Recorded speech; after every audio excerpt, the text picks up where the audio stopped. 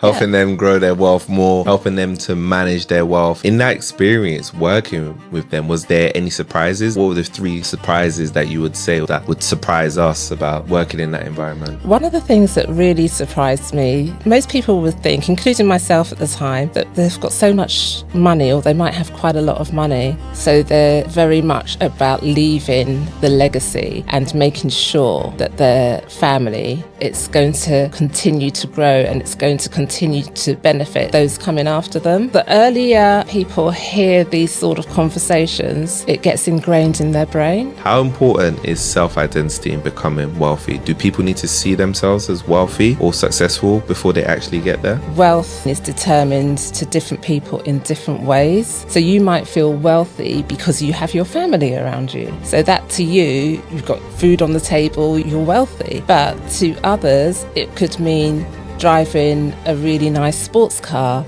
or living in a massive house with a big garden and a swimming pool. Start the journey to that change.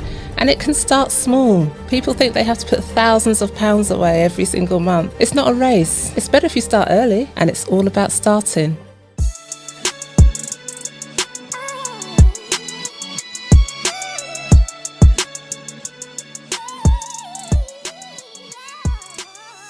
Welcome back to another episode of the podcast. I'm your host, Atto. We have a special guest in the building. We have Deborah Williams, who is a seasoned financial professional who held roles in private banking and relationship management at top institutions, including NatWest, Brown Shipley, Coutts, and Hoare Co. She was a 2018 finalist for Private Bank of the Year at the Women in Finance Awards, and now works as a financial coach and moderator with Female Invest and Black Girl Finance. Passionate about financial empowerment and inclusion, Deborah helps individuals, especially women, build wealth and confidence, while also leading initiatives that make finance more accessible and equitable. Deborah, how are you doing today? I am doing really well. Loving this setup. Thank you. It's great. And we're your first podcast as well, right? My very first podcast. I've got all these cameras everywhere. I'm thinking, what's happening? Very honoured to have you on the podcast, because I think we're going to have a great conversation. We had a conversation before, and I think that you have so much experience and knowledge in this, and you're so passionate about it, which I think is going to be really, really helpful for people. For the listeners who might not know your journey, can you share a bit about your background and whereabouts did you grow up? Okay, so I've always been in northwest London, not really ventured out at all from there.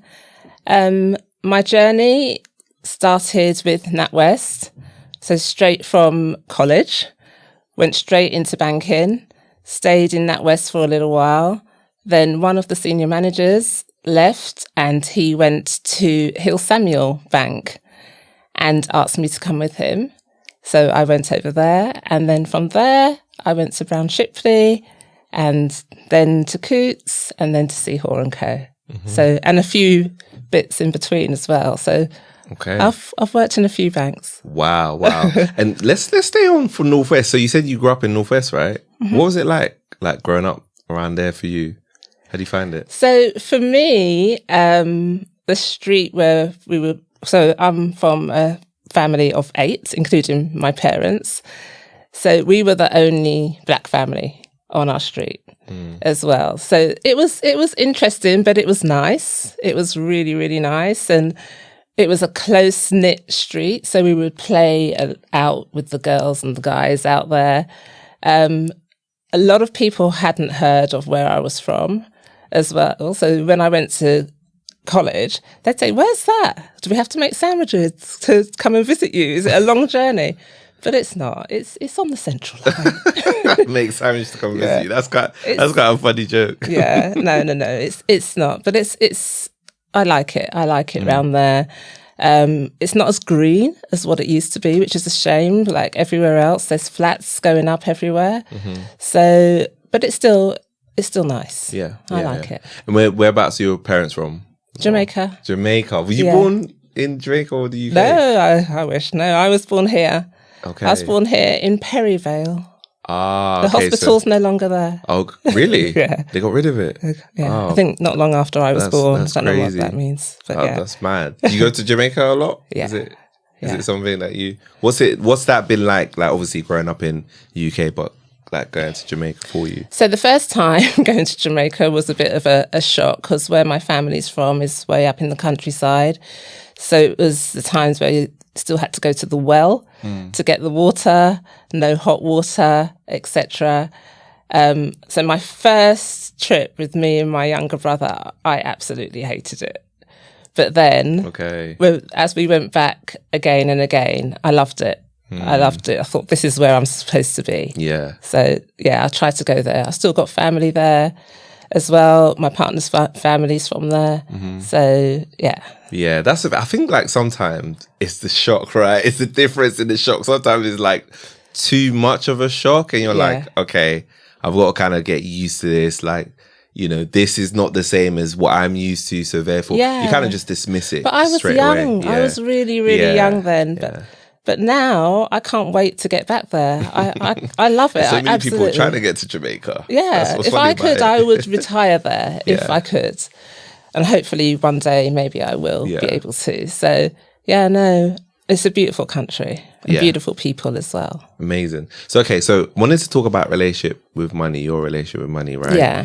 Was there a turning point in your life where your relationship with money completely changed?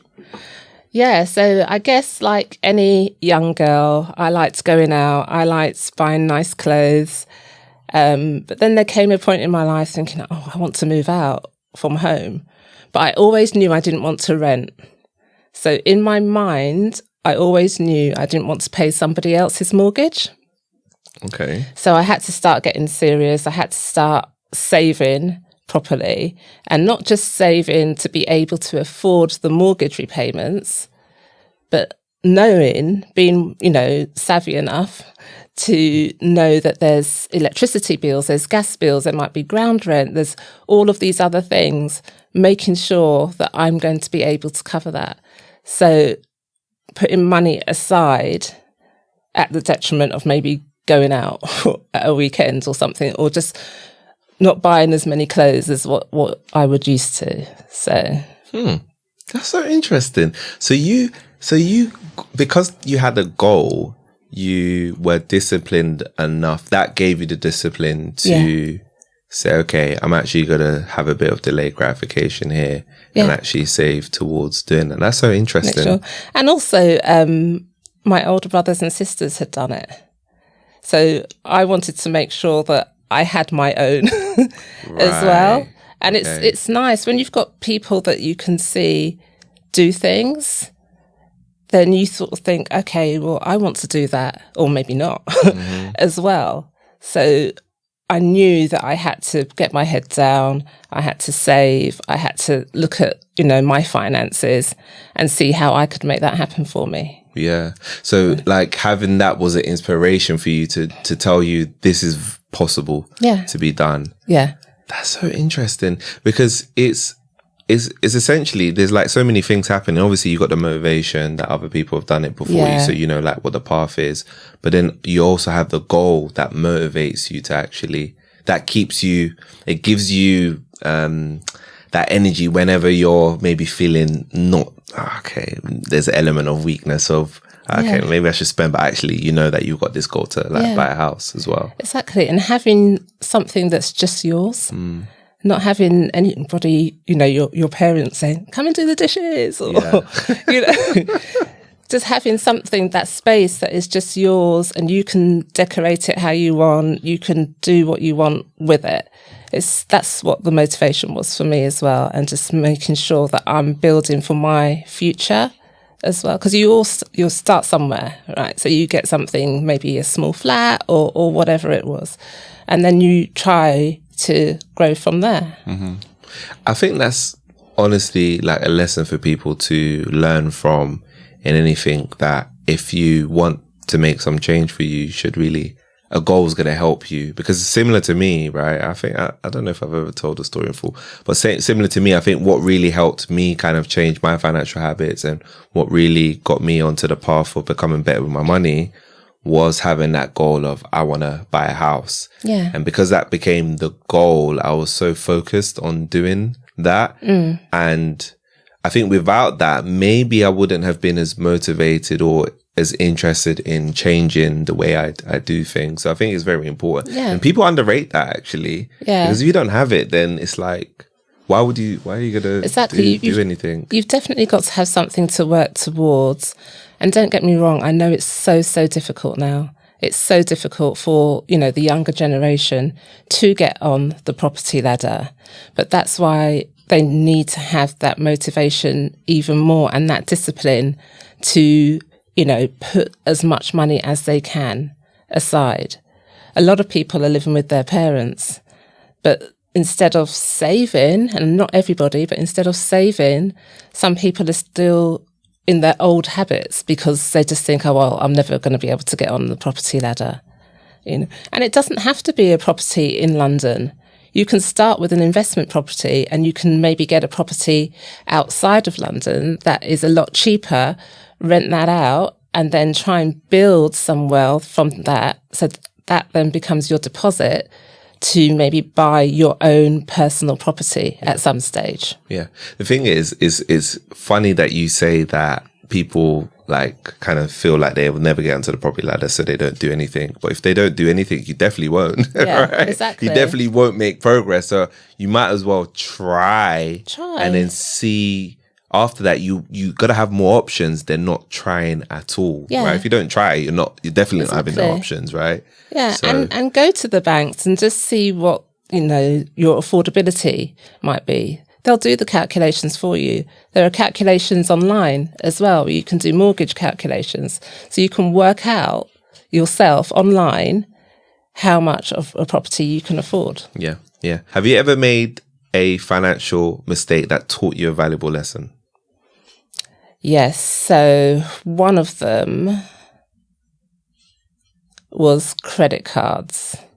Okay. So I would use credit cards, like a lot of people do, use credit cards thinking, oh, yeah, I'll just do this, with the intention of clearing it each month. But it just didn't happen. And because it was so easy, at that time, I didn't have the discipline to sort that out. So then you end up paying just the interest, or a big mistake is just paying the minimum amount because it's still building up. So for me, that was a massive lesson for me because I had this big credit card thing, and then you start, chasing 0% deals, but the debt is still there, and then you're moving again. You just have to think about, oh, okay, yeah, I've got to move this one in 6 months' time. I've got to move it again in 9 months' time. That doesn't help your credit rating either, because you're constantly applying for credit, and that doesn't look good to anybody else, to any finance houses that want to lend to you as well, because they think, oh, she can't control her finances. So for me, that was a massive lesson for me. And now I pay in full every month. Okay. But don't get me wrong, credit cards can be good as well. So you can collect air miles on them. You can get cash back on them. They've got different benefits that can work for you, but you've got to make them work for you and know that you're not paying any extra for them. Yeah. Yeah. So it really is focus on what you can get out of it, but just remember that there's a hefty cost as well if you don't get it right. Yeah. And that's the thing about credit cards, which makes them dangerous. If you're not careful, you can really just get into that realm of into a lot of debt with it. Yeah.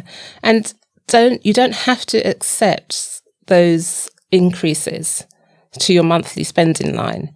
So for instance, you might have a limit of £1,000 a month, let's say, and then they'll write to you, or maybe not, they'll send you a message these days and just say, okay, we're going to increase that to 15,000. Why do you need 15,000? It's too tempting for some people. So it depends on what kind of mindset you've got.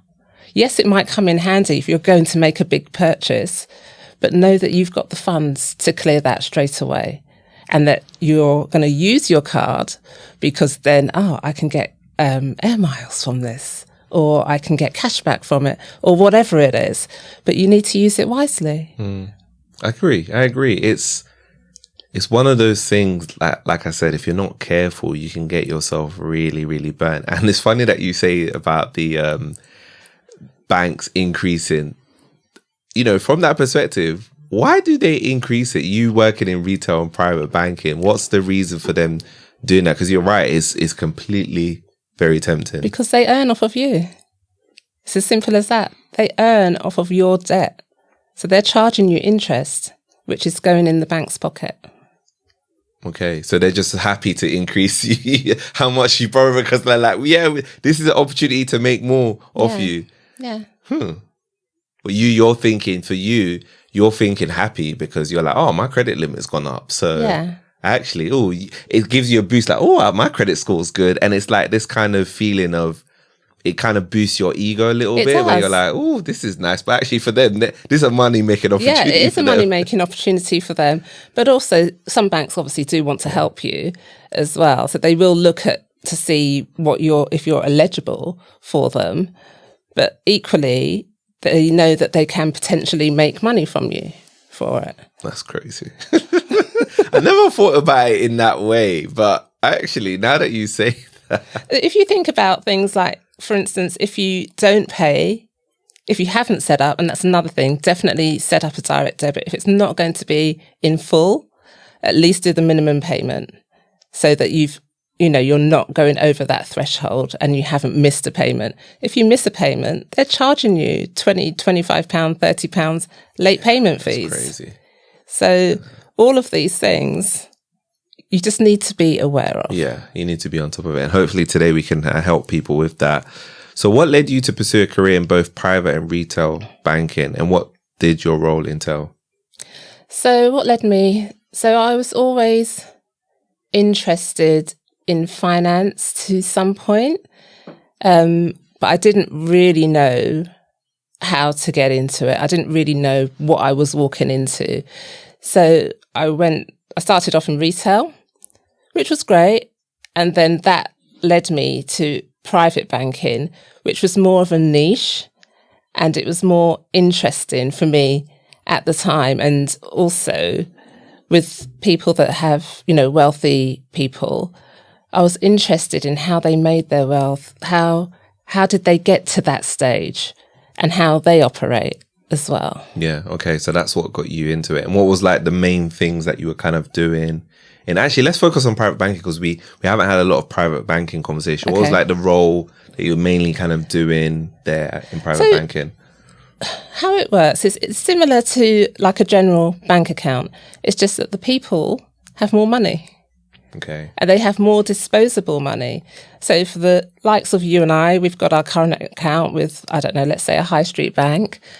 But the wealthier people, they still have to have a current account to operate their bank account. So it's just bigger volumes, and also they have advisors. So they might have their own solicitor, like literally their own solicitor. So their own solicitor, they might have a financial advisor as well. But at the end of the day, they're always going to need a relationship manager or a private manager to help them manage their bank account. I would also link them into investment managers as well. So they would have funds, they would want to do some investments, but they wouldn't know what to do. So we had investment managers that I had relationships with and that I would introduce them and also be in the meetings as well. So to find ways to grow their wealth even more. Okay, so you're helping them grow their wealth more, helping them to manage their wealth and make sure they obviously preserving what they've kind of like built up as well. Yeah. And, in that experience working with them, was like there any surprises? Like what were the three kind of surprises that you would say, or the three things that kind of really surprised you the most that would surprise us about, working in that environment? So one of the things that really surprised me, because most people would think, including myself at the time, that they've got so much money, or they might have quite a lot of money, they wouldn't mind being flamboyant about it. So I remember having a conversation with one of my clients at the time, and we had a particular credit card. They said that when they go to certain establishments or certain places, they choose what card they're going to use because people will perceive them as having money. So they might not want people to know that they bank at this bank because people automatically think, oh, well, if they bank there, they must be wealthy, and maybe treat them differently. Okay. Interesting. Yeah, I found that really, really interesting. So they might not, either if they haven't got cash, they might just use a high street bank debit or credit card. Wow.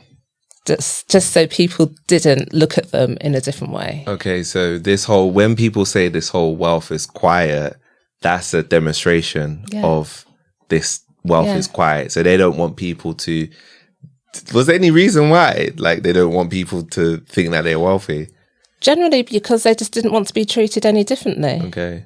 Or they didn't want people to approach them in a certain way. So if they're in a crowd of people, they just wanted to blend in, maybe, depending on the environment. They just didn't want to be treated specially.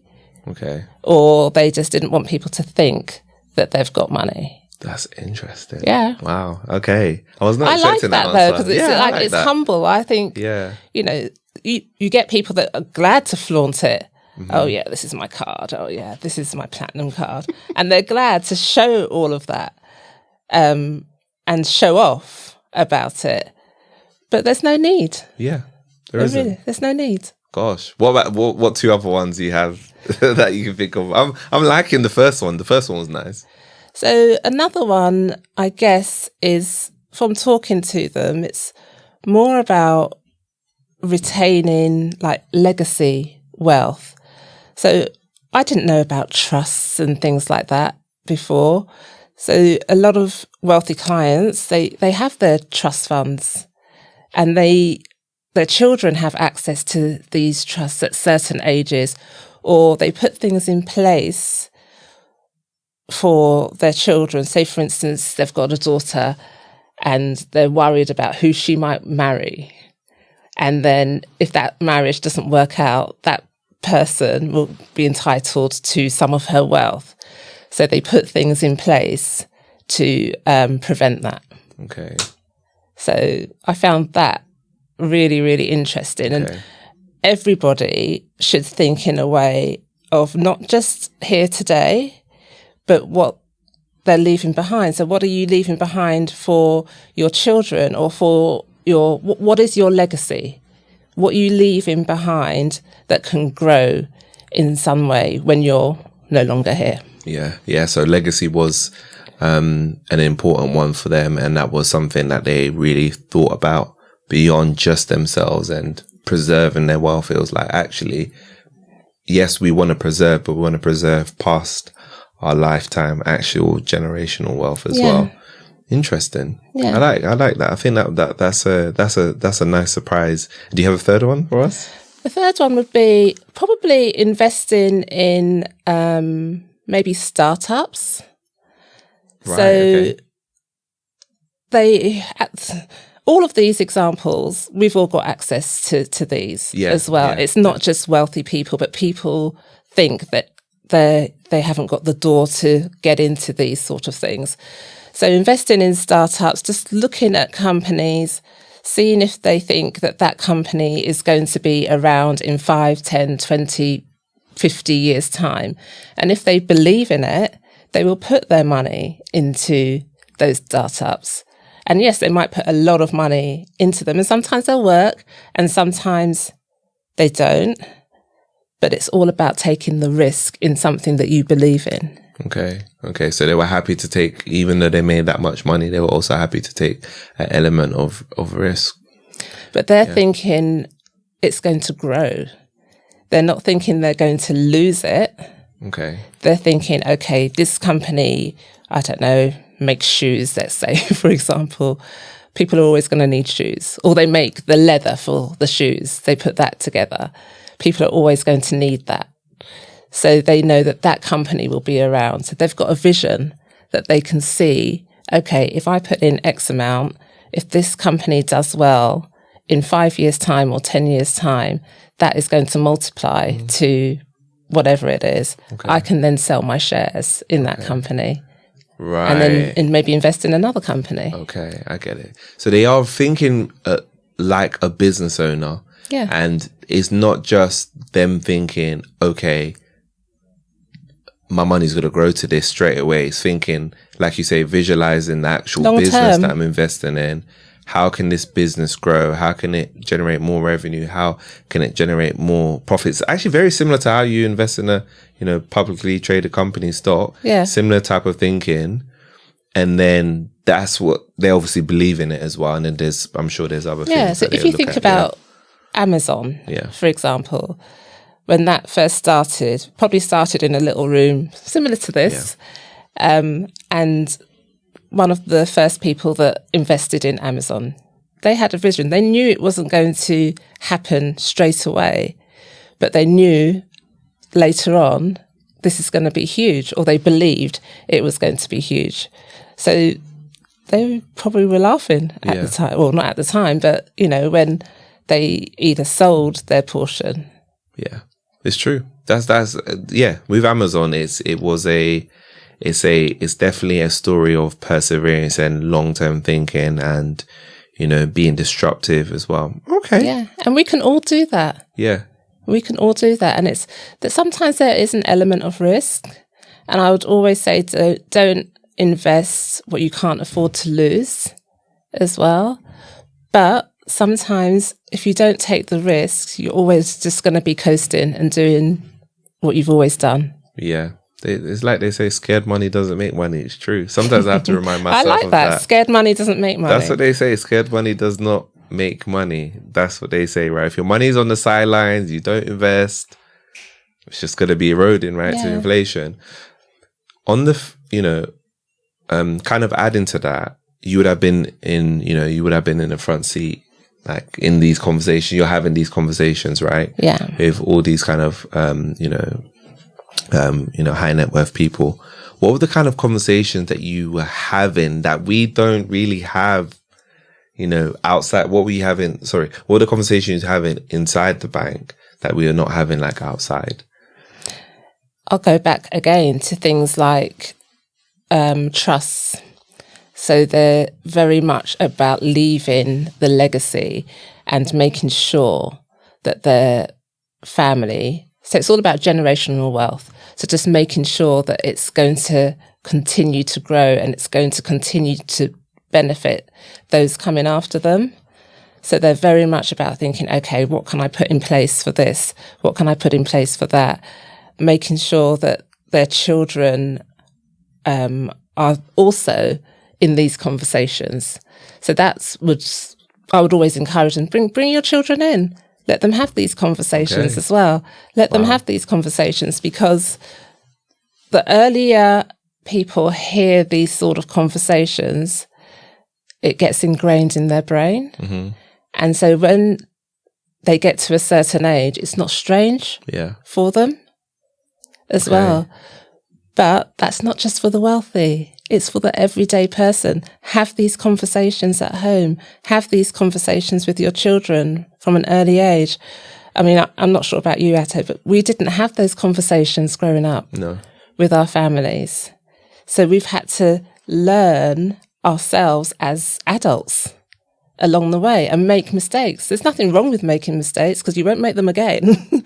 So, those conversations, it was very much talking about money. And in some families now, and some cultures, it's still a taboo subject. Yeah. But it's so important to just be open and honest and transparent, having those conversations so that our next generation are confident going forward. Mm. They're going to do a lot better than what we've done, because they've got access to so many things as well. Social media, is wild at the moment. There's so many things out there for them. Yeah. It's so interesting about the conversation where you said that you told them to bring their kids into that, because it really breaks down the barrier of having the conversation around money, right? Yeah. Like you said, so many families will not have that kind of conversation. They're not going to bring up, the only time we bring up money is when we're spending and stuff like that. But bringing up actually, okay, this is what I'm thinking to leave you. And, maybe these are the conditions of leave it. And then they kind of have a more of appreciation and understanding of that, rather than if they're not in the conversation and it's like, they get the item or the asset, whatever. And then they let me not say blow it, because that might not be the case, but they just don't have the appreciation for that whole thing, the whole process. Exactly. And what it's taken to get to that as well. Another interesting point is when sometimes husband and wife or partners would come in and you or me would think that they're on the same page. We're just coming in to talk about their finances or their bank accounts or what their future looks like. And a lot of the time, having those conversations with them side by side, they're just on different pages. And then they start talking to each other saying, really, I didn't know that's what you thought. Oh, that's not what I thought we were going to do. You know, so having those conversations with them there, and they realise, actually, we need to talk about this a lot more, because Mr. might be thinking one thing and Mrs. is thinking something completely different.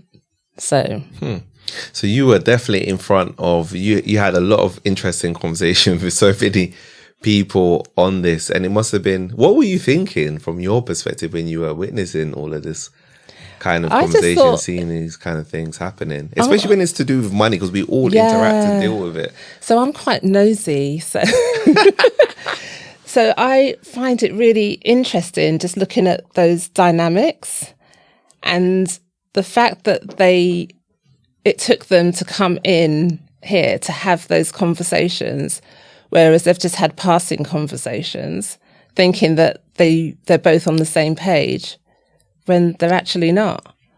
So then they would go away and then just make a decision about what they want to do. But it can take months or even years sometimes before they can come to a level ground. But it also shows that no matter what earning level you're at or whatever wealth level you're at, people are still facing these problems. It's the same thing. Right? Yeah. Communication problems, still facing the problem of being shy to talk about money and not being comfortable talking about money. But the difference is they have access to somebody like you who will force them to have the conversation. Yeah. It's almost like having, it's like having your own, I say like having your own therapist or counselor in a way, right? They have it's exactly that. Yeah. You're basically that for them, because then sometimes you have to have somebody, the intervention is somebody else forcing you to be like, okay, so what are we going to do with your finances this year? What's your vision? What's your goal and whatnot? Yeah. And that can all lead to different things as well, and other things that are happening in the family dynamics. So they might start talking about other things that have happened that may not have, or you may not think they've got anything to do with the finances, but it all leads to finances. Yeah. There's something right now at the moment where people don't believe, not everybody, but some people don't believe you can become wealthy with a 9-to-5. Did you come across anybody that did manage to successfully do that? Or was it mostly, I get told, it's business and property and things like that? Yeah. I guess it depends on how people define wealth. Because wealth to one person might mean something completely different to others.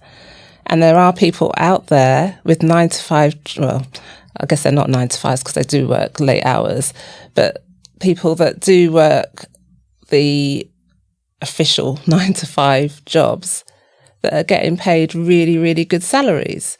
So if you think about, I don't know, traders, or some people that might work for companies, just for an example, Goldman Sachs, some of them get paid really, really well, and their job is 9-to-5, but it isn't really, because they're working long weekends and late nights as well. But they're doing okay doing that particular job. Now, for others, yes, they've got other things going on. So they might have businesses. They might have invested well. They might have properties as well. So they've got income coming in from various other sources. But again, it doesn't matter that, it doesn't just have to be the wealthy that do that. We can do that as well. Yeah. That's the thing. I appreciate you saying that, because I think that is important, that I think there's definitely a nuance on the conversation that you're right. There are definitely high earners, and there's probably more high earners than we think in a 9 to 5 than people would like to admit. Yeah. There are definitely 9 to 5ers that are making a significant amount of money, like you're saying, and they're able to, and you get several benefits as well with it that a lot of people like to, you get your health insurance for some, dental insurance, you got company pension match, you might have other benefits that we're talking about, maybe a car and stuff like that. So there are a lot of other ways. I think the blanket statement of, you won't get wealthy even 9 to 5. I don't think that's quite accurate, because it really depends on how you manage your money. Even if you're getting a lot of income as a business owner, but you just spend it all, it really is. Yeah. I mean, there's a lot of temptation out there in the city, isn't there? To just go to the bars and buy, these expensive drinks. But if it's all about your mindset and about what you want and just making sure you've got that focus. Yeah. Talking about mindset, right? Because that was my next question. How important is self-identity in becoming wealthy? Do people need to see themselves as wealthy or successful before they actually get there? I think they don't necessarily need to see themselves as wealthy in the finance, arena. I think they need to see them wealthy as a person, as a being as well. So the mindset needs to be, okay, I'm here at the moment, but I want to be here.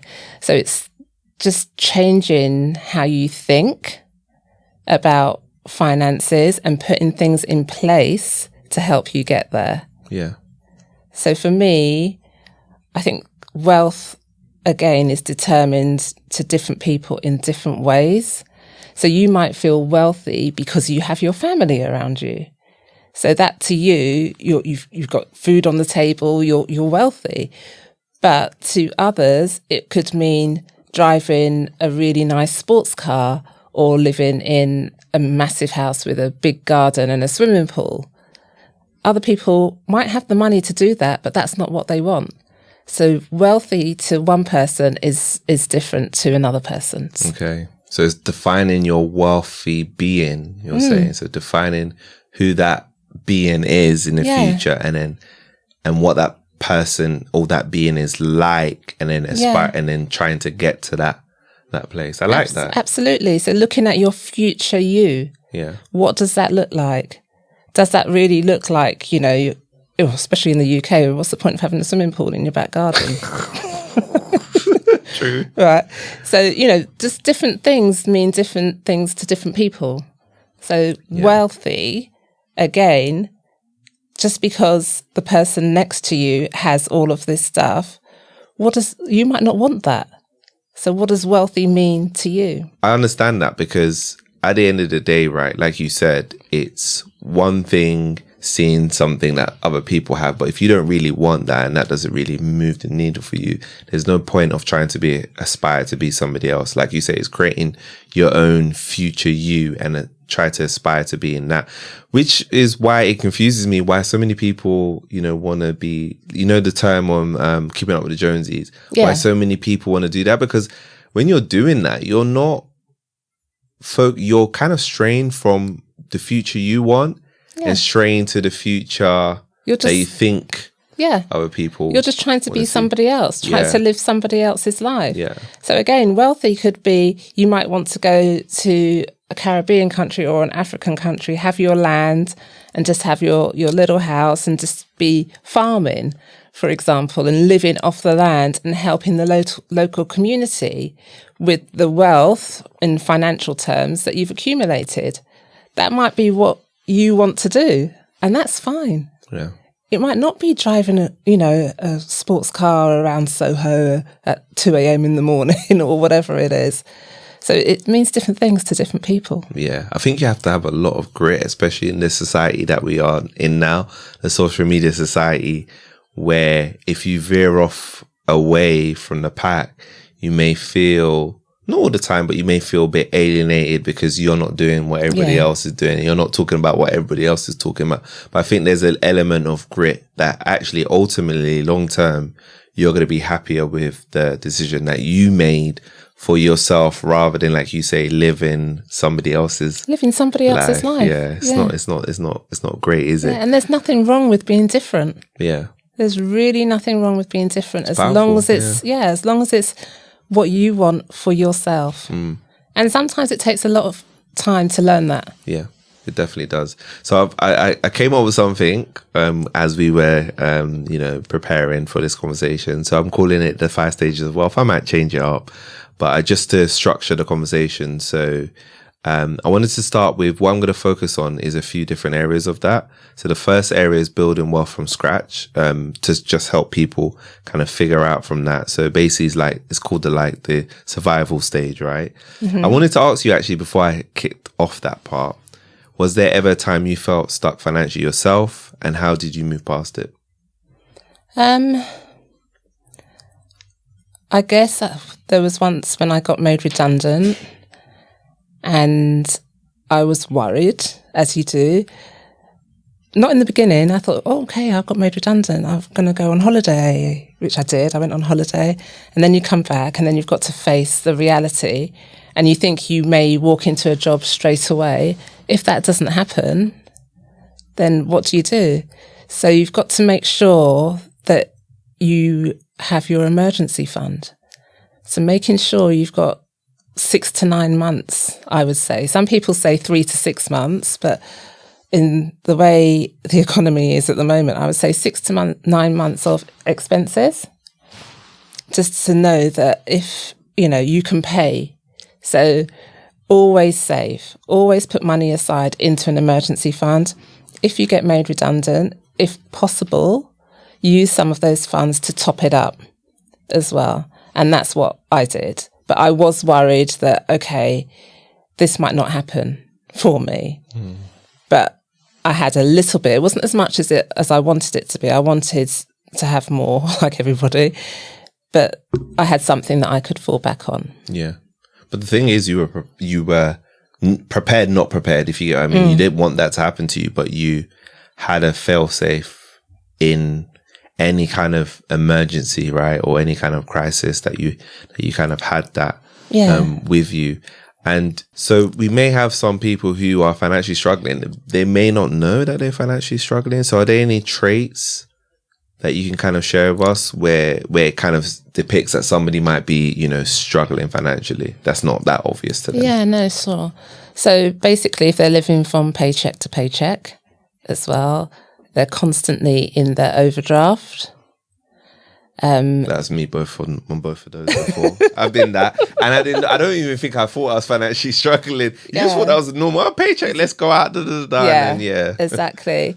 So they're constantly in their overdraft, or they're constantly having to ask friends and family to lend them money until they next get paid.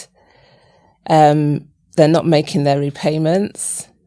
They're not opening letters that drop, or they're just ignoring letters or alerts or emails that come from certain institutions because they know that it's what it's going to be about. So all of those things are red flags to yourself. Gosh. And what do you think are the traps that keep people there in that state where they're kind of essentially in a bit of a, let me not say spiral, but they're in this kind of cycle of they're just in denial. Okay. They're just in denial, and because they may not have anybody around them to talk to them about ways that they can get out of it as well. So first of all, you've got to face reality, don't you? You have to open those letters. You have to have those conversations with your banks or whoever you owe the money to, because it's not going to go away and it's not going to get any better. So there are things that certain banks or financial institutions can put in place to help you get, if it is debt, to get that debt down as well. Thinking about, if you are working from paycheck to paycheck, thinking, okay, I need to earn more money. How the job I'm doing now, is this right for me? I need to go out there and get a job that pays me more money. Easier said than done, I know. But think of other things, There are other ways you can get income into your account. Everybody's got stuff in their house that they can sell. I used to sell on eBay years and years ago. I started off and just bringing in things that I just don't use anymore. I even sold some of my mum's things that I didn't think she needed. So, and now I still sell. I still sell on Vinted because my children are older. They've got all these clothes in the house. What am I going to do with them? Yes, I could just take them to the charity shop, but sometimes you can make things work for you. Or clothes that you've got. I've been through my wardrobe before and found things that have still got the labels on them. Yeah. And I'm sure there's a lot of people in the same situation, or just bought something, it didn't fit, they didn't like it, and they just never took it back. Somebody else out there would want that. That's true. So sell it. Gosh, I completely agree with you. The denial part, I want to land on that a little bit, because with that one, that's interesting. It's one of those things that how can we get people to not be in denial? Because at the end of the day, it's scary, right? To face it. So let me use me. Imagine I was your client. I was in denial. I gave you, we went through my bank statements, and I clearly could save, but I was just in denial. I just was trying to have the good life. I was I'm YOLO. I know nobody's heard YOLO in a few years. I'm just enjoying my life. What would you kind of say to me to get me to a place where we're okay, Atto, we need to start looking at this properly. Yeah. We need to shift your mindset a little bit to a place where actually you're saving a bit for yourself at the end of, the month, and you're starting to build an emergency fund. Okay. So I would probably say to you, you've been doing this now for 10 years, and you're still doing the same thing. Mm-hmm. Do you want to be in the same position in 10 years' time? So what does your future you look like? Does it look the same? And most people will say, oh no, I don't want to be doing this in 10 years' time. And then I'd say, well, we need to put some changes in place to, start that change, start the journey to that change. And it can start small. People think they have to put thousands of pounds away every single month. You don't. You just start. It's not a race. It's better if you start early. I wish I had all the knowledge that I give to my clients now. When I was younger, I tried to talk to my children. I tried to talk to my nieces and nephews about ways that, you can look at your future and start setting it up from now. Yeah. So most people don't want to be doing the same thing in the situation that you spoke about in 10 years' time. Yeah. So we start an automation system. It doesn't even hit their bank account. A lot of workplaces have different things in place that you can put things into your pension. So look at the benefits of your workplace pension. Most times they'll match. So it's free money. Why would you not do it? So if you're putting in, 5%, and your workplace is going to match that with 5%, why would you not do that? Yeah. It's free money. Okay. I like the answer of how you do it. You do it in a very soft and caring way. What do you want to be? Because I think when you ask somebody what do they want to be in the future, you get them to look at themselves now and be actually, nah, man, I don't want to be like that. I don't want to be like that at all. I want to be a better version of me. Okay. I like that. I hope people that you're appreciating all this, from Deborah, especially if you're in a place where you feel like it's a cycle. If is it great to speak to people about this stuff? Because money is very interesting. Again, people are scared to. So how do you, let's say you can confide in somebody you can trust, how do you kind of open that conversation to help you get there? What I find from speaking to my clients, they find it easier sometimes to speak to me because I know nothing about their backgrounds, etc. So my focus is to get them to a place where it's going to be better, get them budgeting, get them looking at their finances in a different way, changing the way that they think about money. Money can be used for good as well. Some debt can be used for good. as well. Like, debt like a mortgage helps you get a property, right? So things like that, and just putting things in place to make sure that you are saving for your future. So thinking about, okay, there's something called dollar cost averaging. That's through investments. So that means it's automated. So they take a certain amount that gets automatically invested for you each month. So you're growing your investments each month as well, and it's compounding. So it can be small amounts, can be as little as £25 a month. Everybody's got, most people have got £25. They spend it on whatever, coffees. People on their way to work, maybe every day they're going into certain coffee houses. How much is a cup of coffee these days? £6? I don't really have much. Yeah. Is it how much it is? Okay, something like, I don't know, but I don't know. So they're doing that every single day for a year, or they're going out to lunch every day. Make it.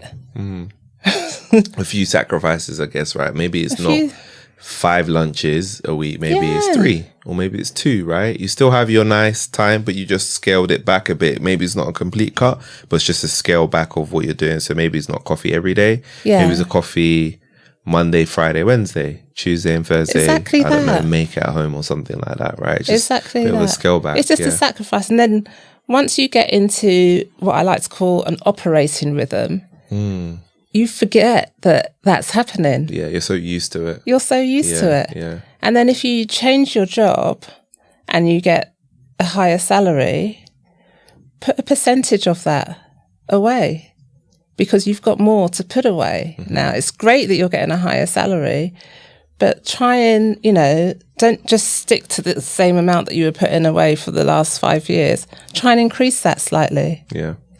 As well. How do people get to operating system for like saving generally as well? If we're trying to get people to start saving for like any kind of crisis, or just in case of something, right? They're going from paycheck to paycheck, but now they're like, okay, Ato and Deborah, we now want to have a bit of money on the side just in case anything happens. We just want to even just start building up our savings. Yeah. How can they start building up that operating system for that? In a similar way. Yeah. So just set up a standing order, and that goes straight into your savings. Try and, there's so many different savings accounts now. So you can have flexible savings, you've got fixed savings. Sometimes it's better, if you're not the sort of person that's disciplined, just put that on an automated thing, and then that's gone straight into an account that you can't access for a year, for example. Take advantage of the tax advantages like ISAs as well. You can put up to £20,000 a year into an ISA tax-free. And I'm not saying that everybody can do that, but you can start, and it's all about starting. Yeah. It's all about starting. And once you start to do that, then you'll start looking at other things as well. So you'll get into your interest will be, okay, well, what else can I do? Oh, I've got this ISA, but actually, let me do a bit more research into other ISAs. Yeah. What other ISAs are there? You mentioned LISAs earlier, before this. Oh yeah, I want to save for a house. Maybe I should look into that as well. The government will give you, if you put £4,000 in a year, the government will give you £1,000. Yeah. Again, free money. You have to take advantage of the free money. I did when I bought my property. I took advantage of that free money, because I was like, look, if I want to get a property, let me search for what's out there. And that's what I found. Talking about people at this stage, which is the survival stage, where they move from paycheck to financial stability. You did mention a few accounts, but what would you say are the key types of accounts that they should be thinking of having at this stage of, okay, we're trying to build up our savings? So it depends on what they're saving for. So if they're saving for a property, and they, the LISA is a good one for that. Although sometimes I think the value is 450,000. So if you're in London, it's going to be pretty difficult to find a good property for that. So it depends on where you are. But the government are thinking about changing certain rules on that. So keep looking out and keep doing your research into that. ISAs, there's cash ISAs, there's stocks and shares ISAs. Again, I mentioned up to 20,000 a year. Look at things like that. That's so tax efficient for you. There's premium bonds. They're a bit on the fence at the moment. The rates have reduced. So with premium bonds, your capital's protected, but you have a chance. You get put into a draw each month and you have a chance of maybe winning up to £1 million. But the ratios have really come down. So again, just look into it. But it's somewhere to put your money where your capital's protected. You might win anything from £25 to £1 million, but you might not at all. Investments, just general investments, set up a stocks and shares account as well, and think about things that interest you. So if you're going to invest in single stocks, don't just choose a stock because your friend's chosen it. Look at things that you find interesting. So it might be sustainability, for example. You know, you think, okay, yeah, no, I'm not going to invest in that because that doesn't look very, environmentally friendly. Or it might be a sports brand. It might be a car, like Volvo or whatever car it is. So just look at things that are interesting to you. Look at how it's performed over the last 5, going back to 10 years, but just be prepared that it goes up and down. So as you know, recently Trump introduced his tariffs and everything plummeted. A lot of people were panicking, but that is quite normal. Stocks will come down, but they will always recover. If you look at history, it always recovers, and never panic sell. Yeah. that's like the worst thing. Thank you for like those ideas in terms of like the tools. I was gonna actually home in on the premium bonds because we never really spoken about the premium bonds on the podcast before. So with that going down, the amount of chances for winning, is that because more people are putting their money in premium bonds? Is that? I don't even think. I think that because it's National Savings and Investments that do that. Yeah.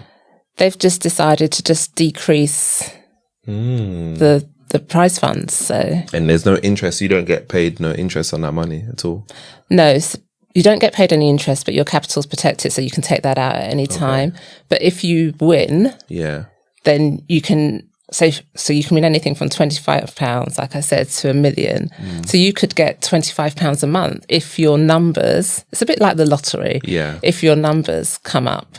Okay. So if you're lucky, you can do that, but you might not get anything for years or at all. So your money will be eroded by inflation. Which is, exactly that. Exactly that. So it depends if you've maxed out on all of your ISAs, you've maxed out on your contributions to your pensions, and you're looking for somewhere else to put some money, then you could put it there for a while. Yeah. And just see.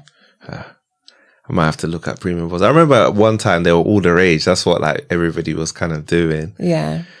Okay, cool. Thanks so much, because I think that's given people a lot of understanding of how you can potentially move from, the barely kind of surviving paycheck to paycheck to, financial stability. So the next stage of financial stability, how can you tell when someone has truly moved from survival to financial stability? What does that look like? What are those traits?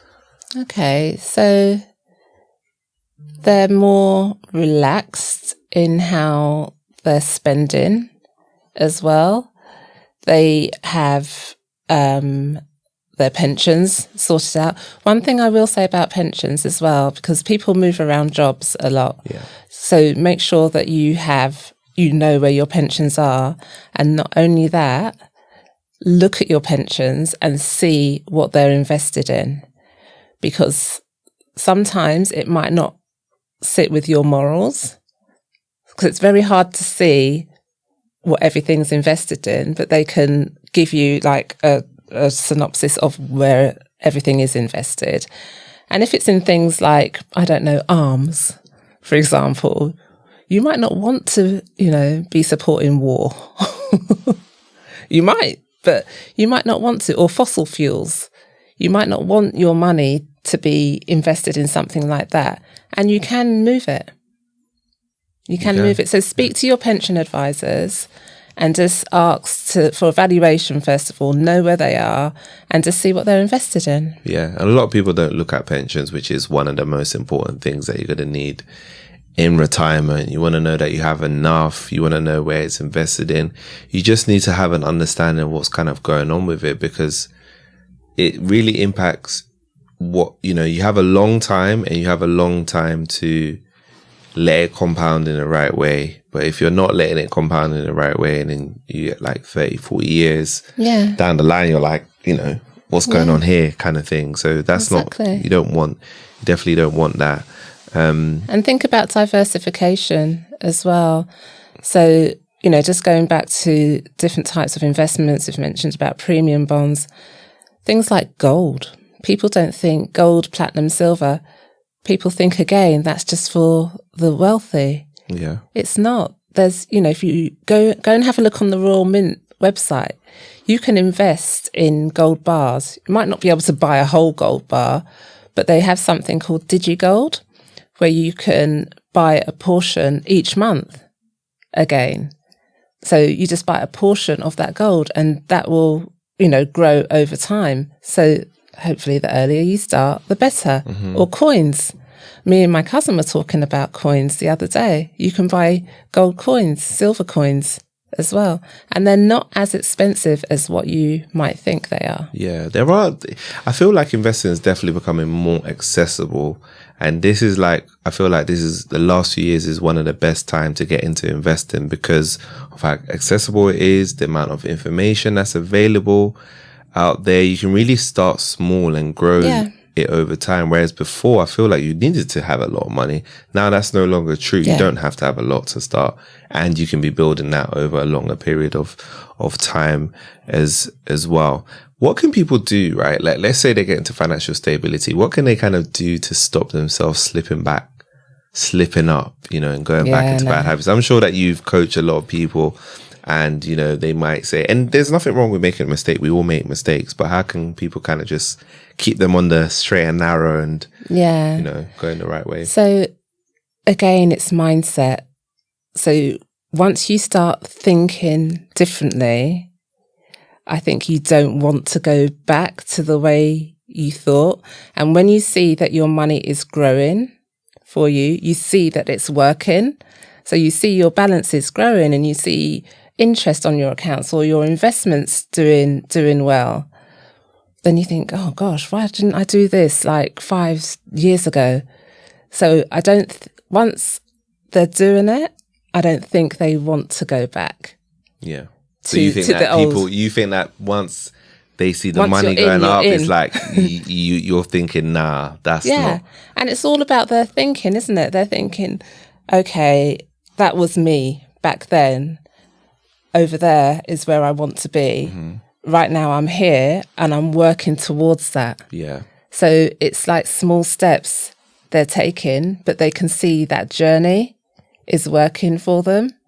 And so they start looking at things, and they start having conversations with people about, and find your community as well that you can speak to about these sort of things. So when you start having conversations, and you might say, oh, what are you doing? What are you invested in?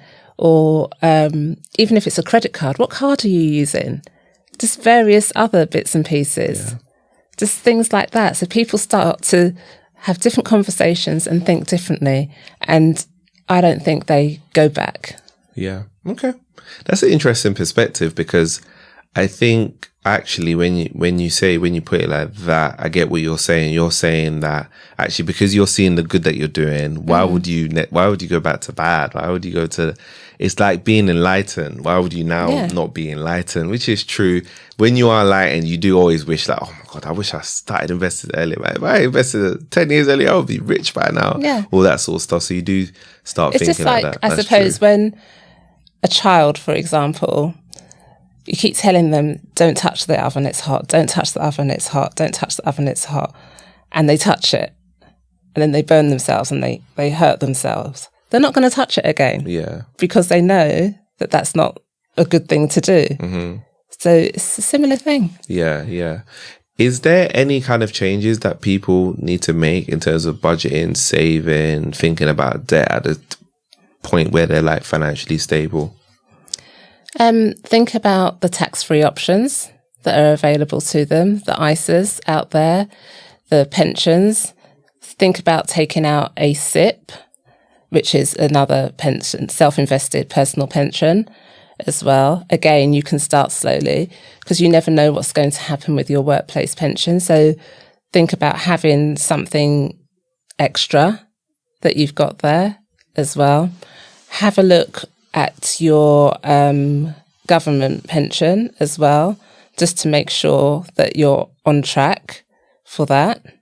You can go onto the website, Department of Works and Pensions, and they will tell you, if you're going to get the full amount or not.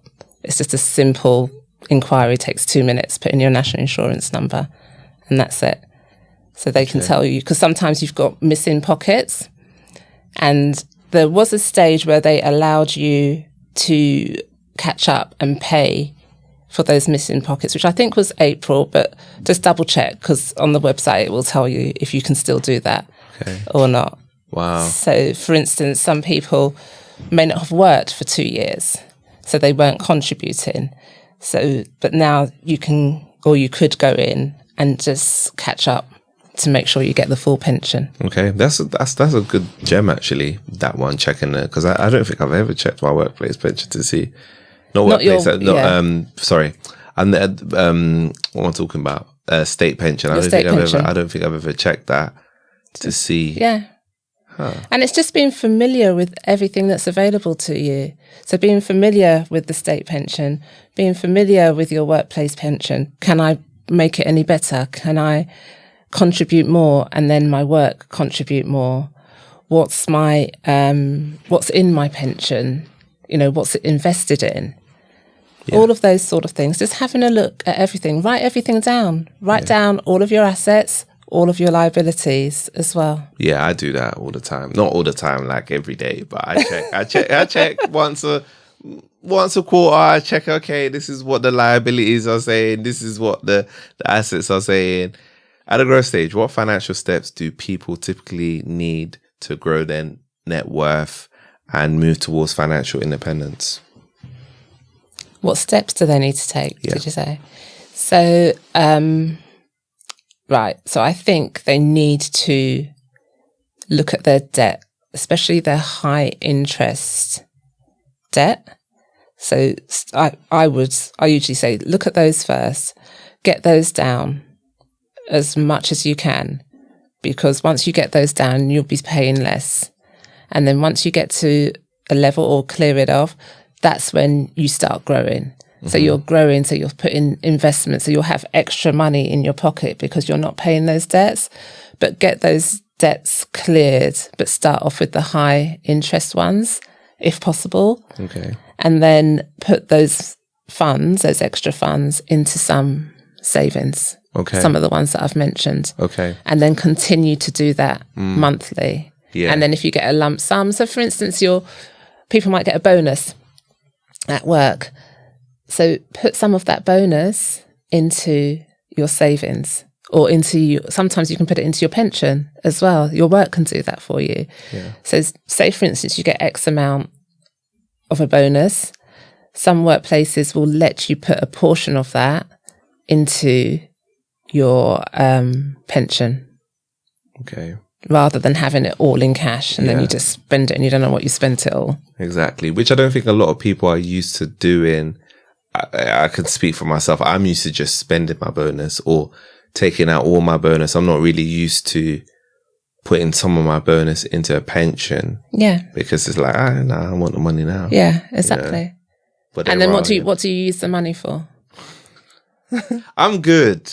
I invested my money this year. Okay. Part invested, part saved some for myself. Good. Yeah. Yeah. And I'm not saying don't take some of it, but even if it's a little bit. Some people, all their bonus is spent. Yeah, all of it's spent. I've gone on holiday, which fine if that's what you want to do, but then you've got to think about your future you as well. How do you think more about your future you though? Like, how can people do that? Because I feel like it's so hard for people to want to do that. Yeah, visualize it. Like, I think 5-10 years, definitely people could be excited about that. 30-40 years, no. But let's say the 5 to 10 years, because I think that's quite important. Because if you do the right things for 5 to 10 years, then you're going to do the right things theoretically for also. It's going to be 30, habit, 40. Isn't it? Exactly. So how can people visualize that and be excited about them in 5 to 10 years? So they do the right things. So they look at their situation as it is now and think, okay, this is what I'm doing now. In 5 years, I don't know, you might want to start a family. How are you going to support them? How are you going to support the family if you're doing the things, if you continue to do the things that you're doing now? You might want to buy a house. You can't just buy a house with no, deposit. So you have to do things towards that.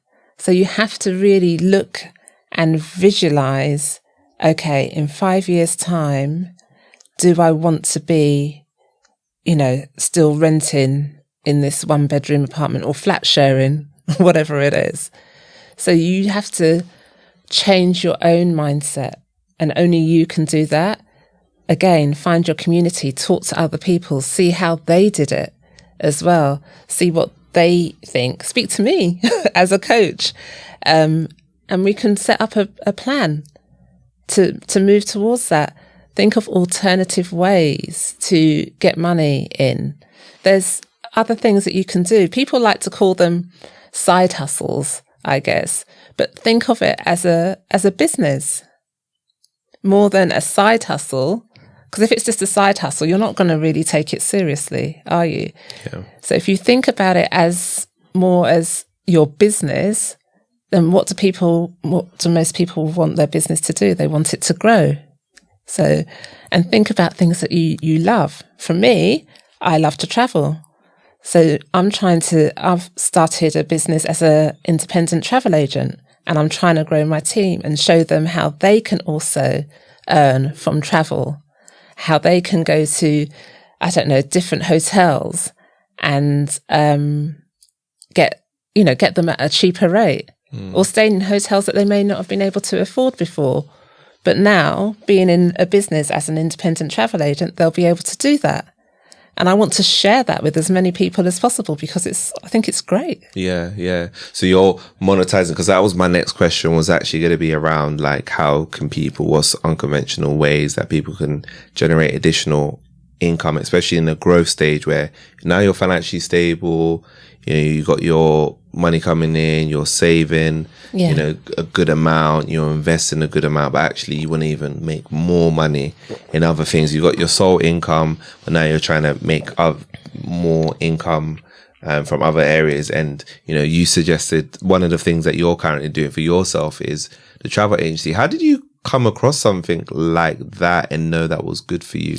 I'd been seeing it for a while, and then there was somebody I know that spoke to me about it. And like anybody else, I was, I'm not so sure, or I'm not sure what this is all about, but I just did my research. And because there's something in it for me, I love to get a bargain. So when I go to hotels, you just think, oh, God, this hotel's so expensive. Or I want to stay in that hotel because I can't, because it's so expensive.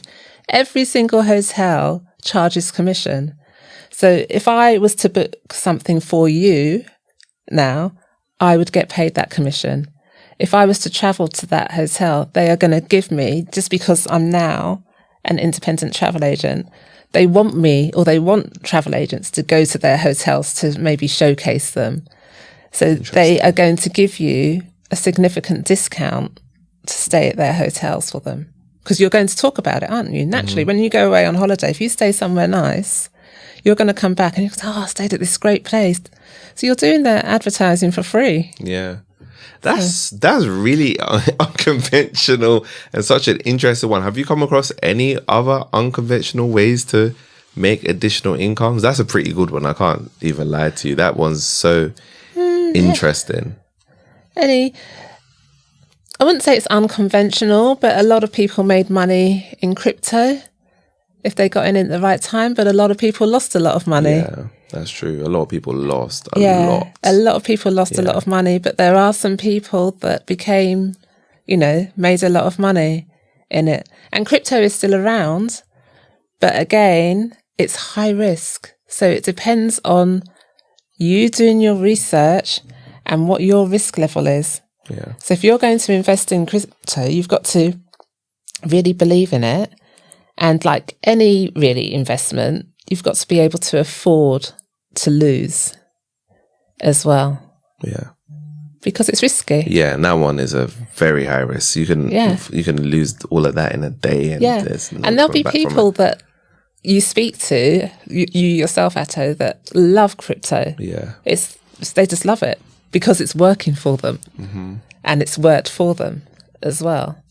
But there are people that have been, on the floor. Yeah. Because they put... I heard of people taking now equity out of their mortgages. Yeah, that's crazy. By the way, I don't condone at all. Do not do that. Do not take money out of, don't borrow money to invest. Yeah. Yeah. That is crazy. Yeah, people did it. Some people lost their properties because of it. Okay. Why do people do stuff like that? Why be so greedy? You're financially stable, you're doing well, you own a property, just to gamble your property. It's lack of knowledge. They didn't understand. They just saw everybody's doing crypto. These people are getting rich. They think it's a get rich quick, or they thought it was a get rich quick scheme. There's no such thing. There's no such thing as get rich quick. You have to work at things. You have to let things grow. Things will go down and they'll come back up again. Yeah. There's no such thing. And if there is, then I'd like to meet that person. This is the thing, and this is the trap that people get into. So because, I'm comfortable with things taking their time. I think I've gotten to that point. And I hope the watchers and listeners are also comfortable. But just in case we've got a few people that are not so comfortable, how can they be a bit more comfortable with just letting things play out a little bit and not trying to seek the get rich? Because I think when you seek the get rich, that's how you're susceptible to scams. That's how you're susceptible to taking out equity from your own. And okay, I want this to 3, 4, 5x. How can, people... Well, I'd like to understand why. Why do they want to get rich like now? Why do they want it next week? What is it? And it's not going to happen next week. So what makes them think? So the people that, like the scammers, or even just people they might be speaking to, oh yeah, do this. You could have X amount in your bank account at the end of the month. Have they shown them their bank account? So people hype things up. And even sometimes what's worked for one person, that might have been a one-off. It's not necessarily going to work for you. So it's not real. Yeah. It's not. It's not. Okay, so let's talk about habits or routines. What habits or routines can people kind of then adopt to not obviously fall into these kind of pitfalls where, like, obviously they're trying to gamble to get, so they're financially stable, they're growing their money, but they are trying to adopt habits, or they're adopting habits that maybe now they're just risking a bit too much? Well, it all comes down to knowledge and research. So research everything, understand it, understand what you're putting your money into. If you're asking questions and you're not getting the answers you want, or you're not getting the answers, or you're getting answers that just don't make any sense, then just stay clear of it. Yeah. Even if it might be that you don't understand it, but if you don't understand it, then why are you putting your money into it? And if the person or the company isn't willing to take the time to explain it better to you so that you do understand, then that says something about what it's going to be like being invested in that particular thing or with that particular company going forward. Yeah, that's the thing. It's a lot of what's the word? You have to research yourself and be comfortable doing that yourself and have your own conviction. I don't think there's anything wrong being like, somebody bringing something to your attention. Yeah. But it's important that you research and understand it yourself, because if you don't do that and you put in money into something that actually you didn't really understand, let's say it was into a company or whatever, right? Yeah. And let's say that share went down, right? And then you sold at the bottom, like you say, don't panic sell. But you sold at the bottom just because you didn't research the company, you didn't really understand the market environment, you didn't understand the fundamentals of the company. So many things. And you sold because you're like, oh, Trump's tariffs is, okay, I'm going to get out and panic, I've done that before in my past, right? When I wasn't educated. And then what happened? You learned from that. Yeah, right? I learned from it because it was based on lack of knowledge. And I was like, and what I'm even talking about wasn't even a stock. It was like I think it was an index fund that I got out of because it had gone down. I think it was like literally as COVID happened, boom. Yeah. I just was like, I was panicking, and everybody was panicking. The funny thing is everybody was panicking, right? Like even people I knew working in the bank was panicking. So I've learned from that. Any panic, this Trump tariffs, I've had there's been other panic situations, and ever since that time I've never panicked again. So I think it's important to be able to do that. Another tip I would say is don't check it every day. Don't check your investments every day, because you're watching it go up and down. Like, oh my God, what's happening today? Check it quarterly, every 6 months, a year or whatever. If you're checking it every day, that's going to increase your anxiety, isn't it? Because you're going to be seeing it in the red for a while, thinking, oh no, what's happening there? Yeah.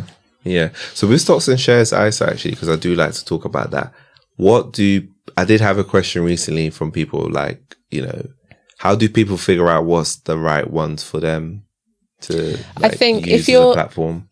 Right. So if you're just starting out, diversification, is key. So getting into a stock ETF is probably the best thing. So something like the S&P 500, which is the top 500 companies in the UK, in the US, just spread out over different things. And you can look to see what's in there. And that gives you a portion of a share of each of those companies. So that's a lot of companies. Although some may say, oh, that's too saturated in the USA. But there's other ones you can look at. Look at different ETFs. You can get gold ETFs as well. Or if you want to invest in the UK, you can look at UK ones that's got loads of different companies that are UK based as well. And look at industries like technology or pharmaceuticals, whatever one you want to do, but just don't buy just one single stock and put all of your money into one single stock, because if that goes down, then you wave bye-bye. Yeah, that's the problem. That's the problem. So it's really about trying to have a platform, obviously figuring out what your platform is, right? And then opening a stocks and shares ISA within that platform, and then trying to get really like diversified. So you mentioned the S&P 500. A lot of people like global funds as well. To be fair, most people talk about S&P 500 more than global funds. Yeah, because I think it's more well known. It is probably more well known. Known. That's the first thing I heard about, was in terms of from the fund perspective, was S&P 500. Yeah. But there are global ones as well that you can look at. If you go onto any platform and just type in global, you can look at them. But again, research it. Look at the performances over the last however many years you want to go back, and just understand what's in it. Yeah. So I want to talk a little bit about legacy, because you mentioned that before. What does creating a lasting legacy really involve, and what are the key considerations that people should keep in mind as they look to plan for it? Okay, so legacy can be things like property. Okay, so most people buy a property, they might live in it for a long time, and then it gets passed down to their children. So that's part of a legacy as well. Investments, again, if you've started early enough, hopefully those investments have grown, and then again they get passed down. Starting a business as well. So sometimes people start small businesses, some people they just start a business, and then that business is passed to their children or their family members as well, and it just stays in the family and just leaving that legacy for them. Yeah. So there's various ways that, you just want to leave something for them.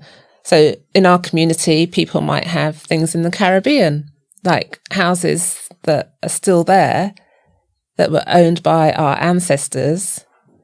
That's like a family home that different generations have lived in. So it's similar. Yeah. So it's about obviously trying to think about what you want to leave. And you're right, there are so many things we can leave. There's a lot of wealthy people. His name escapes me. I think it's one of the Nike founders. I think I can't remember the way he's doing it completely, but I know some of those shares are going to family members. So I know that kind of situation. You talked about property, which you can definitely leave behind. Businesses as well. There's loads of people that have family businesses, which is you're absolutely right. But if you don't plan that, then that's not gonna happen. Yeah, But and life insurance as well. Yeah, making sure that you're covered. That's so important.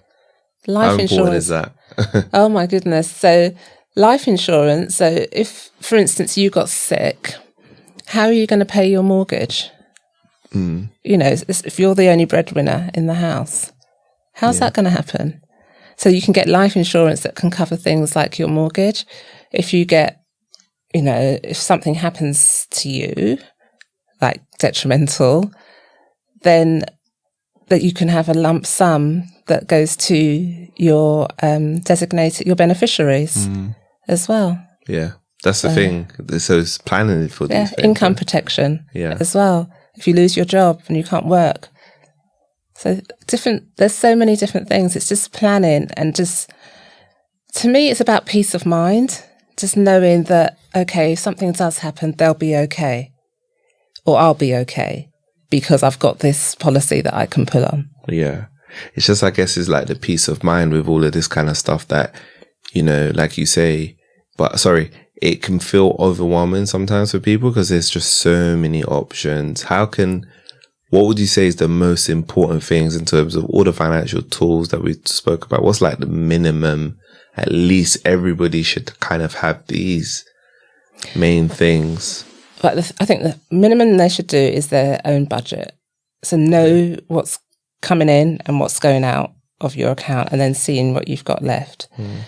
If you're going to save or invest, just put it into an ISA. It doesn't have to be the maximum 20,000. It could be £100 or whatever it is. But try to set that up automatically using, the standing order that I spoke about before, so that it just comes out automatically out of your account. So that this is happening and it's compounding all the time for you. Look at different types of investments. Think about things that interest you, that you know a bit about as well. And it could be the company that you're working for or the industry, because you might know a bit about that.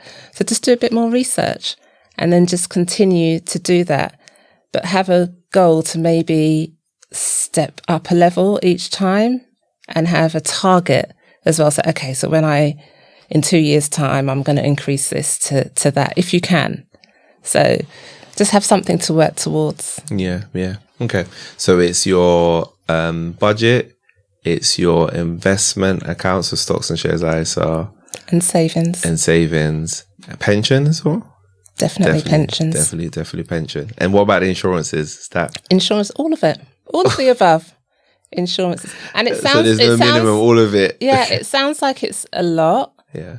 But I'm sure we all know somebody or a situation where, on your will, definitely do your will. So that can be really messy.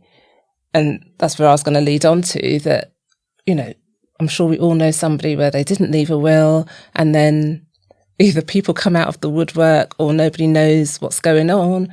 They don't even know if they had a will at all. And if they haven't, it's just messy. You just want to make it as smooth and as clean for everybody you leave behind as possible. Yeah. Thank you so much, Deborah. It's been such a great conversation with you You're today. welcome. So, you know, as a financial coach, right, how does working with a financial coach actually benefit people? Like, what's kind of the benefits that they kind of get from it? So I will look at your situation. We'll just have a conversation similar to the conversation we've had today. I don't advise, because it's not advised information, or it's not advised that I'm giving you. It's just showing you strategies that you can put in place, making you realise certain things that you can do, you know, or looking at what you've got already and seeing ways that we can make that work better for you, or just getting you to start more than anything else, just getting you to start to build that future you and just see what that can do in 3, 5, or even next year as well. So, yeah, that's how it works. Just making sure that we're looking at everything, putting things in place, and you're leaving your old self behind. Yeah. And it's about financial well-being. Right? So people go and they get their hair done and they'll get their nails done, or they'll go for a massage. But it's also about looking after your finances too. Mm-hmm. That's the thing that a lot of people don't look after. They look after everything else but that, which is paying for all of that other stuff, right? Yeah. Which is the craziest thing. That should have the most attention, because that is taking care of every other aspect of your life, and you're not doing that. Where can people find you if they want to reach out to you?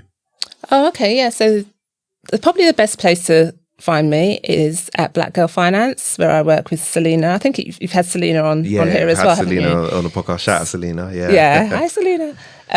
So my email address is deborah@blackgirlfinance.co.uk, or just look on the Black Girl Finance website and you'll see a little picture of me on there somewhere to book any sessions. Amazing. Amazing. Thanks so much, Deborah. For your first podcast, look, you see, you shared so much vital information. Thanks so much, because it's really, really needed, especially in this time where, like, you know, like I mentioned, some people, right, are really trying to figure a way out. But I think that way out is definitely possible for them. It's just a bit of time and patience. And I know it can be a bit tough. It can be a bit complicated. It can be a bit scary, but you know, you do have to face it eventually. And I feel like when you face it, you're definitely much more better. I don't think there's anybody that I've spoken to where they said, oh, I faced my finance and I felt like worse about them. Yeah, okay, maybe debt, because debt is a different situation if it's a lot of debt. Yeah. But generally speaking, people feel so much more relief, because we make things so much more worse in our head than they actually are when we actually deal with it. So thank you so much for all the advice. Do you have any final words for the watchers? Yeah, I think you know, you should always invest in yourself. So if you're going to learn, and if it's going to make you better with your finances, invest in a coach, invest in a financial advisor, and don't be, easier said than done, but don't be embarrassed about the mistakes you've made along the way, because we've all been there. We've all made mistakes. We're all human, but it's about what we do going forward with all of that. And that's what I can do to help. Thank you so much, Deborah. Thank you so much. Appreciate having you in the podcast. Thanks so much for tuning in to this week's episode. See you next week.